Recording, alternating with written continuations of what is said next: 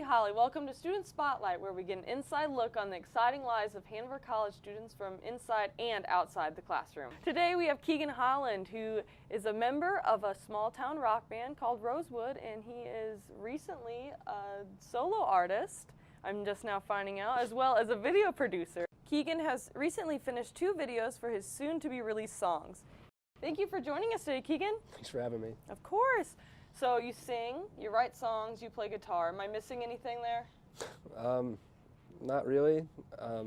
Whenever you're trying to write on your own, you just try to pick up as much as you can so that you can put as much in there as you can. So you play all sorts of instruments? You play keyboard, saxophone? Keyboard, flute? saxophone, drums, guitar, sing, bass guitar. Recorder? Yeah, recorder, 4th grade, kazoo. Obviously. Yeah. Big kazoo player, I knew that. Your band, Rosewood, you started that in high school. Yeah. And that's hard to do, I'm sure, to get a group together. How did you get that started? So I was actually just kind of roped into it. I knew a couple buddies, and they were like, hey, we need a guitar player. And I wasn't even supposed to sing in the original lineup, and it was like, all right, fine, I'll come play. Like, I just want to play. So we started having a couple practices, and then after that, our lead singer was just kind of like, yeah, I'm not really like trying to do this right now. And then it was like either me step up or we just kind of don't do anything anymore. And I was like, well, I want to keep making music. I want to keep playing. So just kind of stepped up and went with it. Awesome. You did create 2 music videos for your project, and I don't want to get too far into it before I show everyone, you know, some sneak peeks of it. So I'm going to show some sneak peeks of the Say Yes music video. Always, always, always say yes to you. Oh, oh, oh. So tell me where to go and I'll move there. Tell me what to do and I'll do it. Why do I always say yes? Why do I always say? Tell me where to go and I'll move there. Tell me what to do and I'll do it. Why do I always say yes? So this video had a lot of shots in Evansville. How did you work out scheduling for that? Scheduling was actually pretty hard. I had to have a lot of balls in the air, and there were a couple people in there that were extras that we had to plan around their schedules. So it was really kind of like as unfortunate as it is, it kind of just like send a text out and be like, what time are you guys free?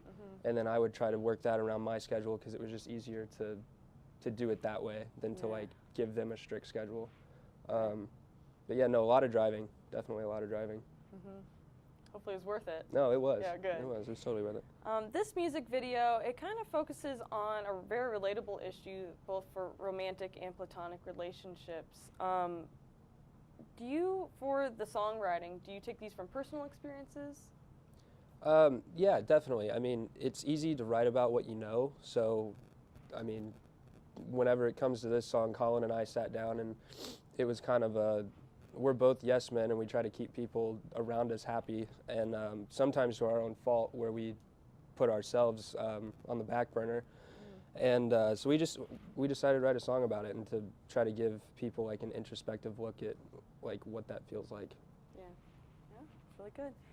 Your second video, it was so fun to film it, but it was Thank you for being in it. Of course. I mean, I am an actress, but it was so much more fun to watch it. So here are some sneak peeks for that one.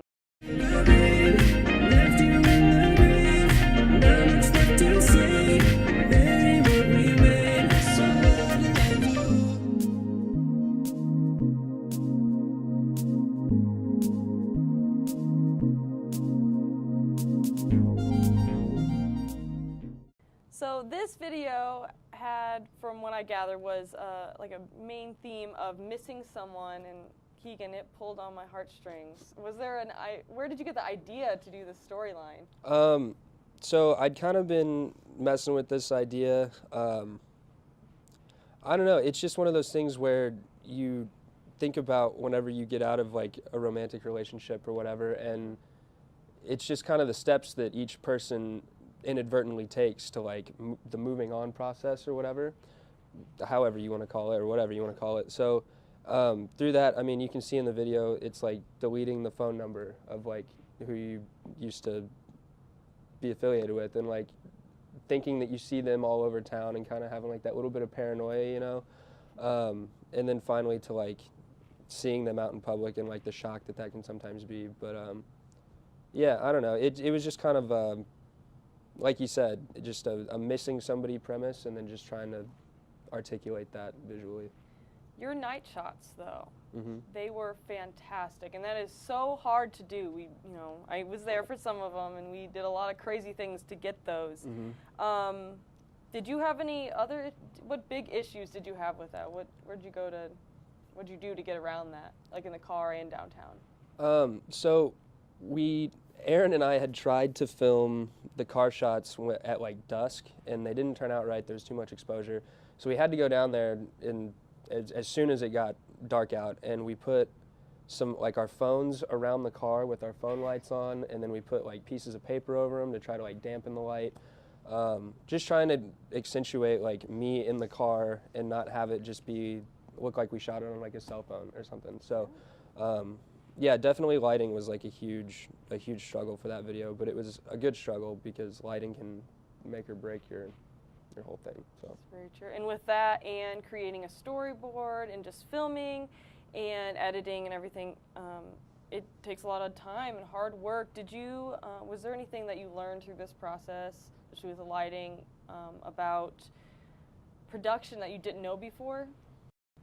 yeah, so I think that now going forward, I definitely have a bigger emphasis on storyboard. Mm-hmm. Just sit down, and before you even pick up the camera, just write it all out, get everything down, and if you're missing a section, don't pick up a camera until that section of the storyboard is like complete, Mm-hmm. because if you don't have that to go off of, then you're essentially just showing up to your shoot and trying to fly off the cuff, which is sometimes nice, and sometimes you get good stuff, but whenever you're having to work with a whole bunch of other people's schedules and you got a whole bunch of stuff flying through the air, it's nice to have everything solidified like that. Yeah. So definitely storyboard, and then on top of that is your location, because I was talking with Professor Winters multiple times, and I'd be like, I can see this thing in my head, I see this shot, but I would go to try to recreate it, and then it's like, well, where's your location at? Where are you going to try to shoot that? Like, you see it, but in reality, where is it? So just trying to translate what you see in your head to actual footage, too, has definitely been a nice learning process. Yeah, it's really hard to do it until you get the hang of it. So you've been doing this throughout high school, making music throughout high school, throughout college. What is your plan for the future with your music career? Future music career. Well, these are going to be released. We're finishing up the mastering work on both of these songs, and then we're going to have them released hopefully within the next 3 weeks is our release date, around February 13th. I think it's a Wednesday.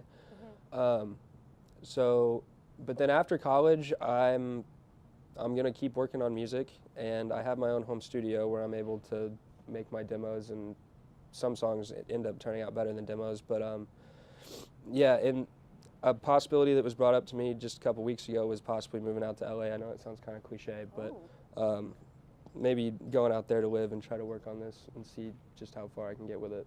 Yeah. So That's really exciting. A little scary. yeah, but yeah, I'm excited. Yeah, these small towns. Because this was such a huge project and it took a whole semester to make it, I'm sure you listened to your songs and broke them down so many times.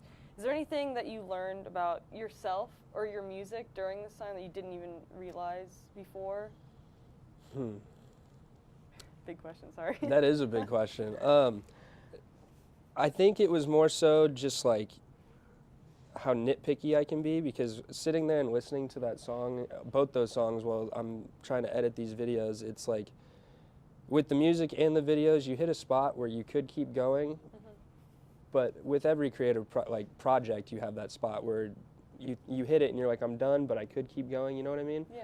And I think with the music and the video, it's been a learning process of knowing like when to call it quits on something, to get it out and to show the public and to just be done with it, and to sit there and meticulously do all these tiny little changes to it. So nothing really about like the lyrics or anything, but I think just the process as a whole, just knowing when to keep pushing and then when it's like the final product and when it's not going to get any better than that. Yeah. Yeah. Are you happy with the final product? I am. Good, I like both great. the videos, and I love both the songs. So Wonderful. Yeah. There you go. Okay, so the even bigger question, when you release this, where does the audience find it?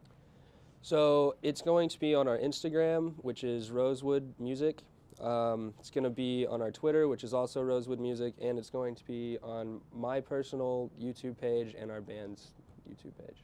Okay, So- wonderful. Well, thank you so much for joining us today. This has been a great experience. Yeah, thanks for having me. Yeah, of course, of course.